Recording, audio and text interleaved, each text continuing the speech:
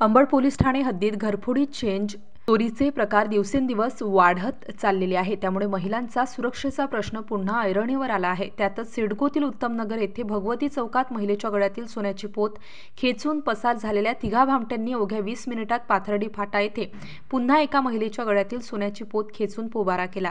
कल्पना वसंत खैरनार वय 53 वर्ष राहणार सर्वेश्वर चौक उत्तमनगर सिडको यांच्या फिर्यादीनुसार सायंकाळी 6:15 वाजेच्या सुमारास त्या भगवती चौकातील अमोल ॲलर्स समोर त्यांच्या मैत्रिणीसोबत गप्पा मारत थांबल्या होत्या।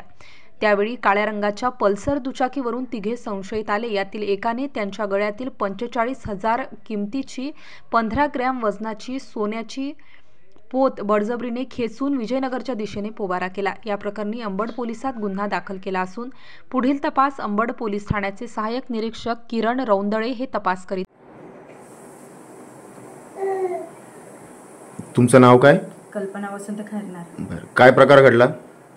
माझी मैत्रीण आणि आम्ही दीपक किराण्याच्या त्या रोडला थोडंसं पुढे दोघी जणी बोलत होतो आणि रोडच्या कडेला चूक म्हणजे पायरीच्या खाली निघायचं घराकडे म्हणून उभं राहिलो तर तेवढ्यात गाडी आली। 3 जण गाडीवर बसले होते आणि गाडी म्हणजे अगोदर आली तेव्हा जोरात आणि माझ्यापाशी आली तेव्हा थोडी हळू थांबली आणि पुढे आल्यानंतर आज त्यांनी पोत खेचली माझी आणि इतकी जोरात रेस केली गाडी।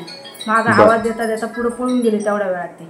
बरं, किती तोड्याची पोत होती तुमची? माझी 15 ग्रॅमची नुसती साखळीच होती, मंगळसूत्रे चैन तार मणी वेगळे होते। तो 17-18 ग्रॅमची पोत होती माझी। बरं, किती हजाराची होती काय ते आता काही लक्षात नाही माझ्या। नाशिक स्टार न्यूज साठी प्रतिनिधी सिद्धार्थ लोखंडे, नाशिक।